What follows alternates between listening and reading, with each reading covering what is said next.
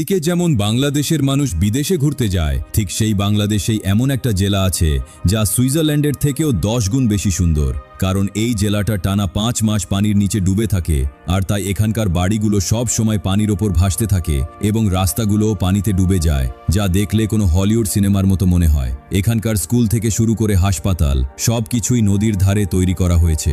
এখানে বাচ্চাদের খেলার জন্য জঙ্গলের মধ্যে এমন জায়গায় ক্রিকেট মাঠ বানানো আছে যা দেখলে তুমি অবাক হয়ে যাবে। এখানকার বেশিরভাগ মন্দির হয় পানির মধ্যে, না হলে হাজার হাজার ফুট উঁচু পাহাড়ের ওপর তৈরি, যেখান থেকে মেঘও নিচে থেকে যায়। সেই সাথে জঙ্গল পার করার জন্য এমন সব ব্রিজ বানানো আছে যা কোনো অ্যাডভেঞ্চারের থেকে কম কিছু নয়। এখানে নারকেল বাগানের মধ্যে দিয়ে চলা ট্রেন আর চায়ের পাহাড় বেয়ে ওঠা বাসগুলো যাত্রাপথকে আরও বেশি রোমাঞ্চকর করে তোলে। এই জেলাটির নাম হলো নোয়াখালী, যাকে বর্ষাকালে বাংলাদেশের মিনি সুইজারল্যান্ড বলা হয়। তুমিও যদি বাংলাদেশ থেকে হয়ে থাকো তাহলে ভিডিওটাকে লাইক আর চ্যানেলটাকে সাবস্ক্রাইব করতে ভুলো না।